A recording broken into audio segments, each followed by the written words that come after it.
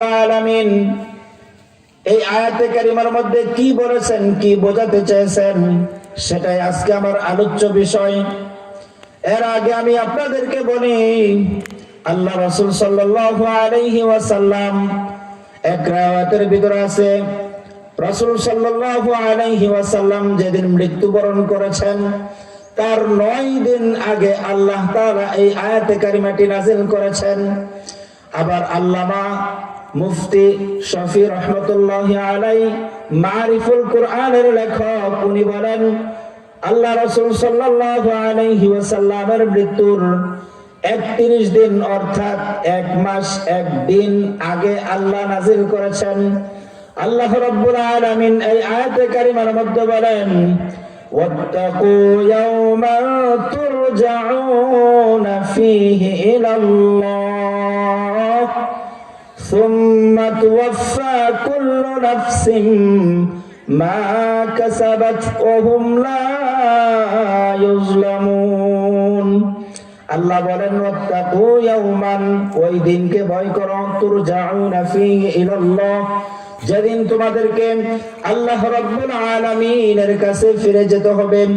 সুম্মা তুওয়াফফা কুল্লু নাফসিন মা কাসাবাত, এবং তোমাদের সমস্ত হিসাবগুলি তোমরা দুনিয়ায় থাকাকালীন যে যেই আমল করেছো তোমাদের সমস্ত হিসাবগুলি আল্লাহ তাআলা সেদিন চুকে দিবেন, বুঝিয়ে দিবেন। তারপরের অংশে আল্লাহ রাব্বুল আলামিন বলেন, ওয়া হুম লা ইউজলামুন, সেই দিন আমি আল্লাহ কারো প্রতি কোনো প্রকারের জুলুম করব না। আল্লাহ তাআলা আমরা দুনিয়াতে যে সমস্ত আমলই করি না কেন, ভালো আমল করলেও সেটাই আল্লাহ লিপিবদ্ধ করেন, আবার মন্দ কোনো আমল যদি করি সেটাও আল্লাহ রাব্বুল আলামিন আমাদের জন্য লিপিবদ্ধ করে রাখেন। কাল হাসরের ময়দানে যখন মানুষজন হাসরের ময়দানে উপস্থিত হয়ে যাবে, তাদের আমলনামাটা যখন তাদের হাতে দিয়ে দেওয়া হবে, তখন আল্লাহ রাব্বুল আলামিনের কাছে যারা পাপী বান্দা, অপরাধী বান্দা, তারা বলবেন, মা লিহাযাল কিতাব লা ইউগাদিরু সাগীরাতান ওয়ালা কাবীরা ولا كبيرة إلا أحصاها ما لهذا الكتاب, এটা কেমন কিতাব, লা ইউগাদিরু সাগীরাতান ওয়ালা কাবীরা, আমরা দুনিয়ায় থাকাকালীন ছোট্ট থেকে ছোট্ট একটা গুনাহ করেছি, বড় ধরনের গুনাহ করেছি, ছোট গুনাহ আজকে লিপিবদ্ধ, বড় গুনাহ আজকে লিপিবদ্ধ, এই কেমন আমলনামা আমাদের হাতে পড়লো। সেদিন মানুষ আফসোস করতে থাকবে, সেই দিনের আফসোস আর কোনো কাজে আসবে না, কোনো কাজে আসবে না। এই জন্য আল্লাহ রাব্বুল আলামিন বলেন, ওয়াত্তাকু ইয়াওমান, ও আমার বান্দা বান্দিরা, তোমরা সেই দিনকে ভয় করো, তুরজাউনা ফীহি ইলাল্লাহ, যেদিন তোমাদেরকে আল্লাহ রাব্বুল আলামিনের কাঠগড়ায় দাঁড় করানো হবে। যেদিন আল্লাহ তাআলা আপনাকে আমাকে কাল হাসরের মাঠে উপস্থিত করবেন, সেই সময়টা কেমন ভয়াবহ হবে, সেই সময়ের কথা আল্লাহ তাআলা আমাদেরকে ভয় করতে বলছেন। অনেক ভয়াবহ একটা পরিস্থিতি হবে, এমন কঠিন ময়দান হবে, এমন কঠিন ময়দান হবে। আজকে আমাদের ভাইয়েরা, আমরা যদি কোনো বিপদে পড়ি, আমাদের ভাইয়েরা আমাদের বিপদে আগিয়ে আসে। আমার বোন আমার জন্য বিপদ যদি দেখে, তাহলে আমার বোন আমাকে সতর্ক করে দেয়।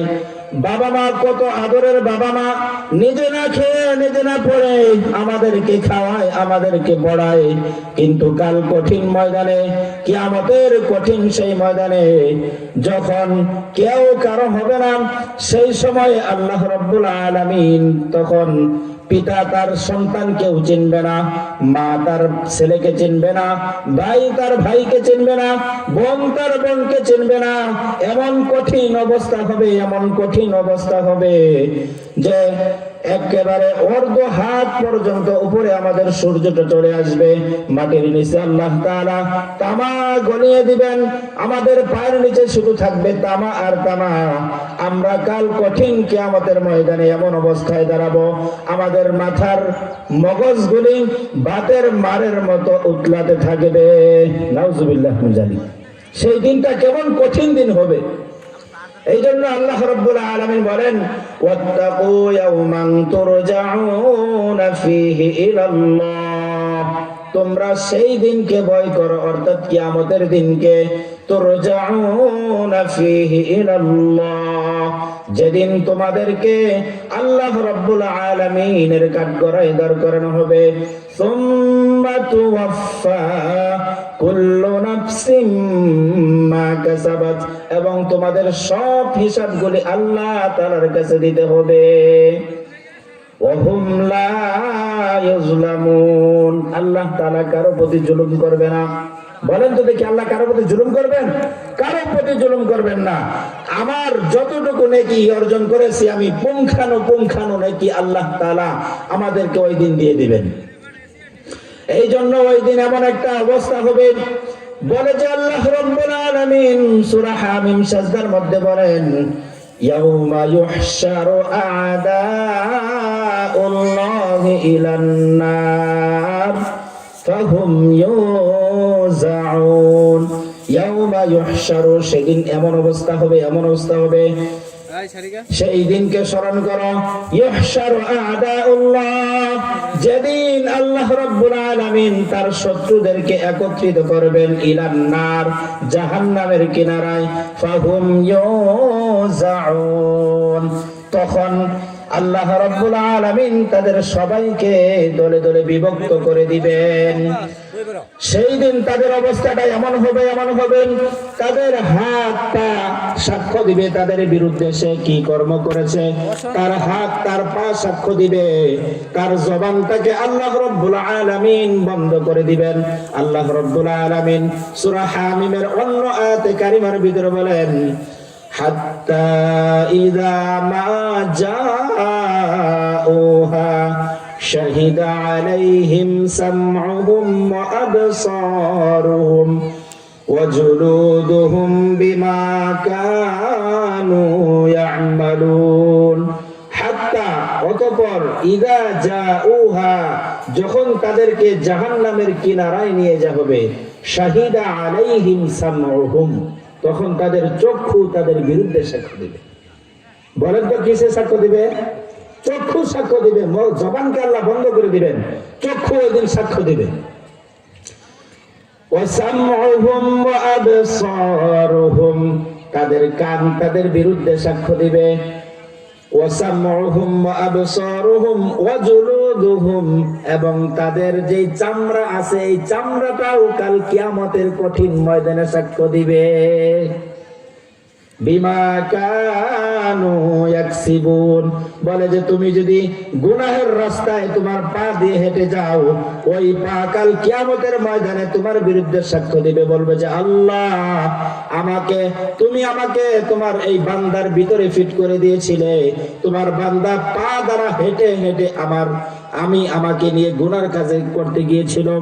চোখ সাক্ষ্য দিবেন, কান সাক্ষ্য দিবে, বলবে যে এই কান দ্বারা এই বান্দা নাফরমান বান্দা, এই নাফরমান বান্দাটা কান দ্বারা গান বাজনা শুনতো, চোখ দ্বারা বেগানা নারীর দিকে তাকাইতো, তার দিলের ভিতরে এই তামান্না ছিল এই মেয়েটা কেমন সুন্দর। নাউজুবিল্লাহ। এইভাবে যখন সাক্ষ্য দেবে তখন জাহান্নামীরা বলবেন, وقالوا لجلودهم لما شهدتم علينا, জাহান্নামীরা বলবে লিমা শাহিদতুম আলাইনা, তোমরা আমাদের বিরুদ্ধে কেন সাক্ষ্য দিলে? জাহান্নামীদের এই কথার জবাবে তাদের হাত তাদের পা তাদের চামড়া বলবেন, وقالوا لجلودهم لما شهدتم علينا قالوا أنطقنا الله الذي أنطق كل شيء, বলে যে ক্বালু আনতাকানা আল্লাহ, আল্লাহ তাআলা আমাদেরকে বাক শক্তি দান করেছেন, আল্লাহ তাআলা আমাদেরকে কথা বলার শক্তি দান করেছেন। আল্লাযী আনতাকানা আল্লাহ, যিনি এমনই ভাবে দুনিয়ার মধ্যে মানুষদেরকে কথা বলার শক্তি দিয়েছিলেন এবং বিভিন্ন প্রাণী, সমস্ত প্রাণীদেরকে আল্লাহ একটা ভাষা দান করেছিলেন, এইরকম ভাবে আজকে আমাদেরকে আল্লাহ রাব্বুল আলামিন বলার ভাষা তৈরি করে দিয়েছেন। সুবহানাল্লাহ। চিন্তা করে দেখেন মুহতারাম হাজিরিন, সেই দিন কত ভয়াবহ একটা অবস্থা হবে।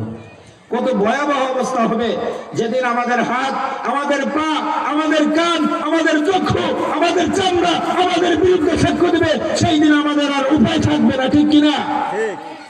আল্লাহ রাব্বুল আলামিন আমাদের অঙ্গ প্রত্যঙ্গ গুলো যেন আমাদের পক্ষে সাক্ষী দিয়ে আমাদেরকে জান্নাতি বানিয়ে দেয়। সকলে বলি আমিন। তো মুহতারাম হাজির, আমরা তো মরবই, এর মধ্যে কোনো সন্দেহ নাই। সন্দেহ আছে? কোনো সন্দেহ নাই। আমরা যে মরবো এর মধ্যে কোনো সন্দেহ নাই। কিন্তু আমরা কি নিয়ে মরবো? কি নিয়ে মরবো? কি আছে আমাদের অর্জনে? আমি আজকে আপনাদের সামনে এমন দুইটা আমলের কথা বলবো, যে আমল দুইটা করলে পরে আপনার আমার আমল নামায় আল্লাহ রাব্বুল আলামিন একটা আমলের বদৌলতে একটা বালাখানা আল্লাহ তৈরি করে দিবেন। আর আমরা একটা জিনিস কিন্তু সবাই চাই, কোনটা? যে আমি মারা যাওয়ার পরে যেন আমার জানাজায় অনেক বেশি লোকজন হয়। এটা কামনা করি না মুরব্বি? এটা আমরা অনেক কামনা করি। অথবা আমার বাপ মা যদি মারা যায়, আমার বাবা মারা গেছে, আমি যদি দেখি যে আমার বাবার জানাজা পড়ার জন্য অনেক ওলামায়ে কেরাম চলে আসছেন, তখন আমরা খুশি হই না? অনেক খুশি হই। আবার সমাজের যারা ভালো মানুষ, ভালো চরিত্রের মানুষ, যারা সমাজের গুণী মানুষ, তাদের জানাজায় দেখা যায় এরকম অনেক মানুষ হয়, ঠিক না? অনেক মানুষ হয়। তো আজকে আমি এমন একটা আমল আপনাদেরকে শিখাই দেব, যে আমলটা করলে পরে আপনার আর আমার জানাজার নামাজে 50,000, একটা নয়, দুইটা নয়, 50,000 ফেরেশতা, রহমতের ফেরেশতা আপনার আমার জানাজায় উপস্থিত হবে। বলেন না সুবহানাল্লাহ? কয়জন ফেরেশতা? 50,000 ফেরেশতা। একটা আমল যদি আপনি আমি করতে পারি, তাহলে আপনার আমার জানাজায় 50,000 ফেরেশতা এসে কি করবে? জানাজায় অংশগ্রহণ করবে। সুবহানাল্লাহ। আমলটা কি? আমলটা শোনার আগে আমরা এই আমলের একটা প্রেক্ষাপট আছে, সেই প্রেক্ষাপটটা শুনি। আল্লাহ রাসূল সাল্লাল্লাহু আলাইহি ওয়াসাল্লাম মুতার যুদ্ধ থেকে ফিরেছেন বাড়িতে। কোন যুদ্ধ? মুতার যুদ্ধ থেকে আল্লাহ রাসূল সাল্লাল্লাহু আলাইহি ওয়াসাল্লাম বাড়িতে ফিরছেন। যুদ্ধ থেকে ফেরার পর আল্লাহ রাসূল সাল্লাল্লাহু আলাইহি ওয়াসাল্লাম তাহার লৌহ বর্মগুলা খুলতেছেন।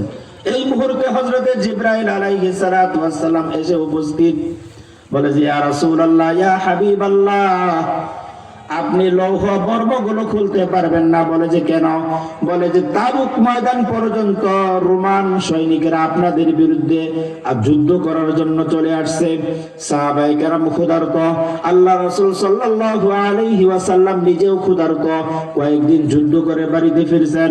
কিন্তু জিবরাইল সংবাদ নিয়ে আসছেন, এই মুহূর্তে যুদ্ধের পোশাক খোলা যাবে না, যুদ্ধের পোশাক সহ আবার তাবুকের ময়দানে যেতে হবে। বলেন আল্লাহু আকবার।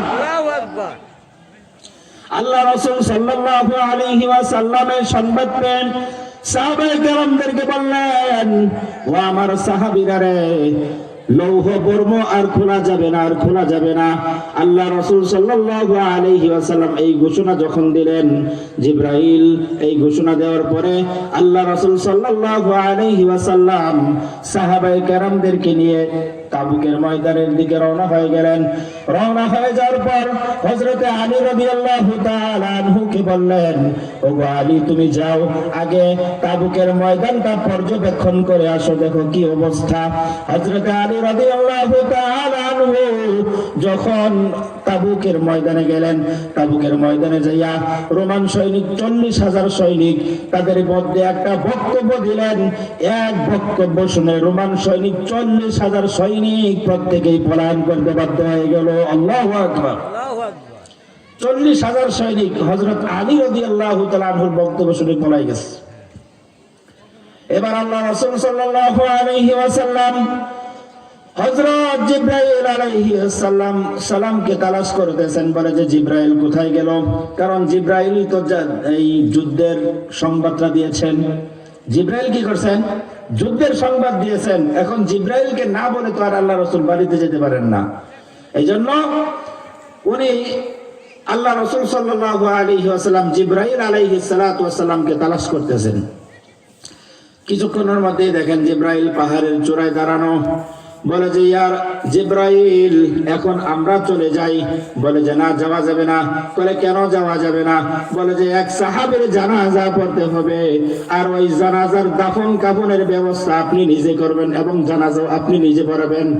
বলে যে সাহাবায়ে কেরামকে সহ নিয়ে চলেন।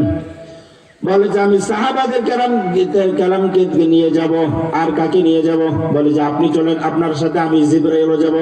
বলে যে আমি জিবরাইল না, আসমান থেকে 50,000 ফেরেশতা, রহমতের ফেরেশতাও আমার সাথে আপনার সাথে জানাজায় অংশগ্রহণ করবে। সুবহানাল্লাহ। কতজন? 50,000। কতজন? 50,000 ফেরেশতা, রহমতের ফেরেশতা কি করবেন? জানাজায় অংশগ্রহণ করবেন। আল্লাহ রাসূল সাল্লাল্লাহু আলাইহি ওয়াসাল্লাম চলে গেলেন জানাজায় অংশগ্রহণ করার জন্য। ওই সাহাবীকে দাফন করাইলেন, তারপরে কাফন করে দাফন করলেন। দাফন করার পরে আল্লাহ রাসূল সাল্লাল্লাহু আলাইহি ওয়াসাল্লাম বললেন, এবার আমি জিজ্ঞাসা করে এই সাহাবীটাকে, আর তার এত মর্যাদা কেন হইল? আমি রিজে রাসূল আসলাম, আমার সাহাবায়ে কেরাম আসলো, জিবরাইল ফেরেশতাও আসলো, এবং আসমান থেকে 50,000 ফেরেশতাও কেন আসলো? দেখি তার কি আমল। আল্লাহ রাসূল সাল্লাল্লাহু আলাইহি ওয়াসাল্লাম জিবরাইলকে জিজ্ঞাসা করলেন, ও জিবরাইল, এই ব্যক্তিটাকে? বলে যে কেউ আর নয়, সে হলো আপনার একজন সাহাবী আব্দুল্লাহ ইবনে মুজানি রাহমাতুল্লাহি আলাইহি। সুবহানাল্লাহ। আব্দুল্লাহ ইবনে মুজানি রাহমাতুল্লাহি আলাইহি। বলে যে তার কি এমন আমল আছেন? বলে যে সে যখনই সুযোগ পাইত তখনই সূরা ইখলাস তেলাওয়াত করত। আল্লাহু আকবার। সূরা ইখলাস অনেক বড় সূরা, একেবারে ছোট সূরা, ঠিক না? কুল হুয়াল্লাহু আহাদ আল্লাহুস সামাদ লাম ইয়ালিদ ওয়া লাম ইউলাদ ওয়া লাম ইয়াকুল লাহু কুফুয়ান আহাদ। অনেক সময় লাগছে, আমি যে পড়লাম আমার অনেক সময় লাগছে, অনেক সময় লাগে নাই। কিন্তু এই সূরাটা যদি আমি বেশি পড়তে পারি, মর্যাদা কি হবে? আমি যখন মারা যাওয়ার পরে আপনার আমার জানাজায় রহমতের 50,000 ফেরেশতা আল্লাহ জমিনে পাঠিয়ে দিবেন। বলেন না সুবহানাল্লাহ। এই জন্য আমরা এই সূরাটা বেশি বেশি পড়বো কিনা? আল্লাহ আমাদেরকে তৌফিক দান করেন। হাদিস শরীফের ভিতরে আল্লাহ রাসূল সাল্লাল্লাহু আলাইহি ওয়াসাল্লাম বলেন, মান ক্বারা সূরাতাল ইখলাস বানাল্লাহু লাহু বাইতান কসরান ফিল জান্নাহ। আল্লাহ রাসূল সাল্লাল্লাহু আলাইহি ওয়াসাল্লাম বলেন, আশারা মাররাতিন বানাল্লাহু লাহু কসরান ফিল জান্নাহ। মান ক্বারা সূরাতাল ইখলাস, যদি কোন ব্যক্তি সূরা ইখলাস তেলাওয়াত করে, আশারা মাররাতিন, কয়বার?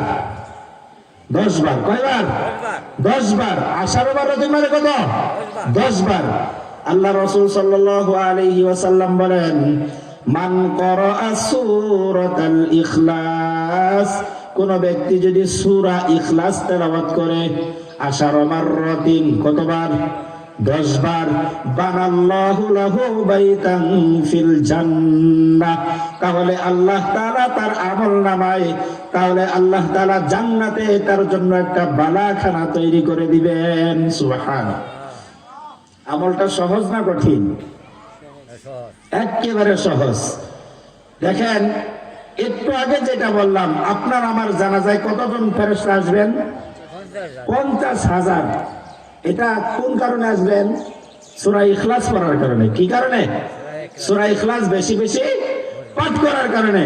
আবার আল্লাহ রাসূল হাদিসের মধ্যে বলছেন, মান ক্বারা সূরাতাল ইখলাস আশারা মাররাতিন, কোন ব্যক্তি যদি 10 বার সূরা ইখলাস তেলাওয়াত করে প্রতিদিন, কতবার? প্রতিদিন যদি 10 বার করে সূরা ইখলাস তেলাওয়াত করে, বানাল্লাহু লাহু বাইতান কসরান ফিল জান্নাহ, আল্লাহ তাআলা কি করবেন? জান্নাতে একটা বালাখানা তৈরি করে দেবেন। বলেন না সুবহানাল্লাহ। তাহলে আমরা কারা কারা বালাখানা চাই জান্নাতে?